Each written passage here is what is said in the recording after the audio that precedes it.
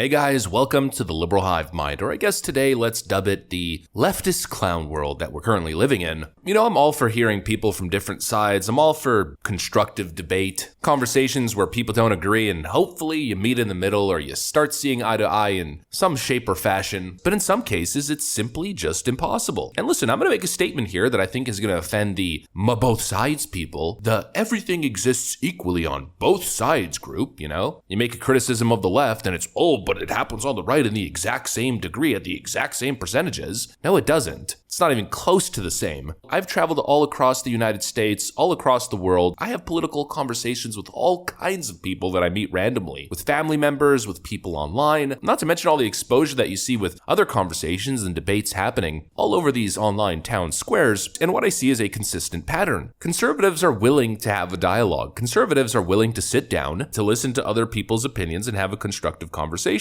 Leftists, a lot of the time, just want to play games. It's become impossible to have conversations with some of these people. Everything always devolves into emotions, virtue signaling, purity tests, and of course, the most common, playing the victim. Anybody who criticizes me is engaging in violence. The only reason I'm facing scrutiny is because I'm a woman or because of the color of my skin, every single time. How are we supposed to have a productive dialogue in this environment? It's impossible. It's not a both sides issue. It's a very one-sided issue. This exists on the left and essentially doesn't on the right. And it certainly doesn't exist in the center. Independents, I find, are in the same camp as conservatives. They're willing to have the conversation. They're willing to be rational. They're willing to be challenged and respond honestly. Leftists, and especially the far left progressives, they're simply out of their damn minds. And boy, do I got some examples for you guys today. Some very high profile examples. We're not just talking about your random leftist TikTok user. We're talking about people at the top of the power structure, the top of the political power structure. Let's start off with Rashida Tlaib. Then we got some other examples. Let's take a look at this absolute clown world insanity. We've got some stuff to get into, so let's roll the tape. All right, folks. So let's first start off with this little Rashida Tlaib incident. We need some context, so let's start off there. Here's a very, very disturbing clip of pro-Palestinian activists publicly chanting, "Death to America."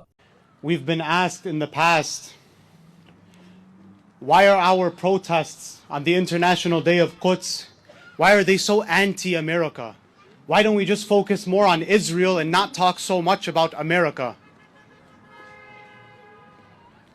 Gaza has shown the entire world why these protests are so anti-America. And this is why Imam Khomeini, who declared the International Day of Quds, this is why he would say to pour all of your chants and all of your shouts upon the head of America.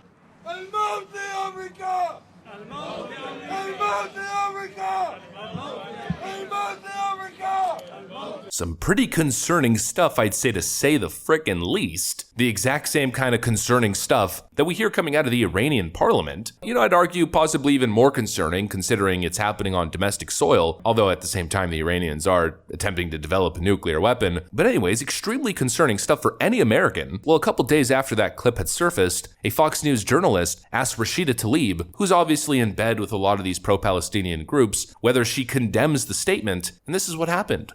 Congresswoman Tlaib, Fox News. I don't talk to Fox News. At a rally in your district, people were chanting "Death to America." Do you condemn? I don't talk to Fox News. Do you condemn chants of "Death to America"? I don't talk to people that use racist tropes. Why can't you just say whether or not you condemn people chanting "Death to America"? Why are you afraid to talk to Fox? Fox News is not listen, using racist tropes towards my community is what Fox News is about, and I don't talk to Fox News. Is "Death to America" racist? Fox News. Is chanting "Death to America" racist? I'm talking about your guys' racist tropes. You know, you guys know exactly what you do. And I know you're Islamophobic, but you guys got to go deal with it on your own self. You're not going to use me.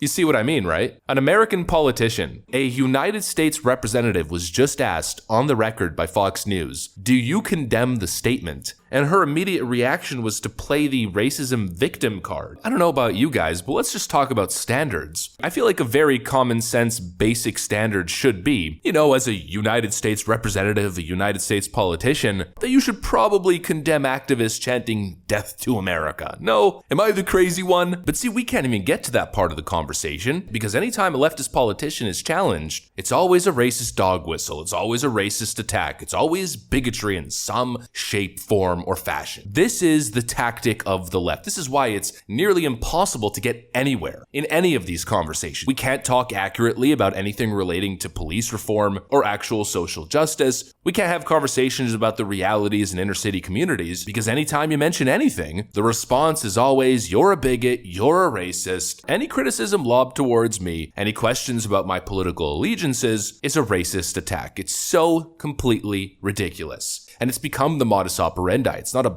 both sides issue. When's the last time you saw conservatives using this kind of tactic? Well, the simple fact of the matter is conservatives don't ascribe to this kind of tactic. It simply doesn't happen. But on the other side, it constantly happens. It's the number one defense. Let's call it the racial shield or the gender shield. Any criticism lobbed towards me is an attack on my identity. It's always a supposed malicious conservative personal attack. And according to Maxine Waters, even when you are sticking strictly on the topic. As a member of Congress with people, who evidently had a racist attitude, and recently one even confronted me in a restaurant. And they don't say racist things, but what they say is they don't like something I said.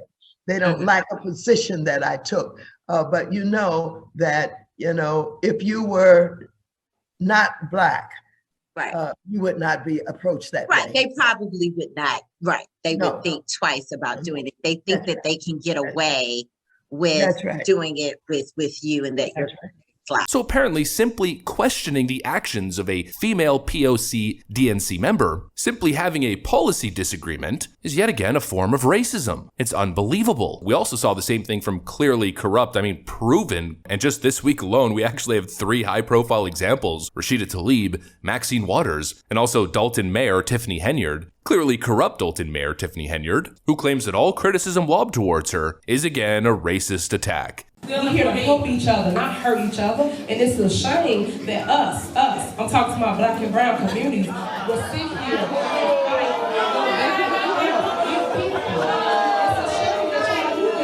The only problem is, nearly her entire district and all the people at that meeting are and were Black constituents. The simple fact of the matter is here, the conclusion is that race and gender has become weaponized by the left. It's used as a shield. Do anything and you can simply get away with it, as long as you play the victim card. Really nothing else needs to be said. I think all those 3 clips speak for themselves. No reason to beat a dead horse. Welcome to the DNC clown world. Anyways, that's pretty much what I got for you guys on this one. Hopefully you enjoyed the video. If you did, make sure to leave a like and possibly subscribe. Thanks for watching, and I'll see you on the next one.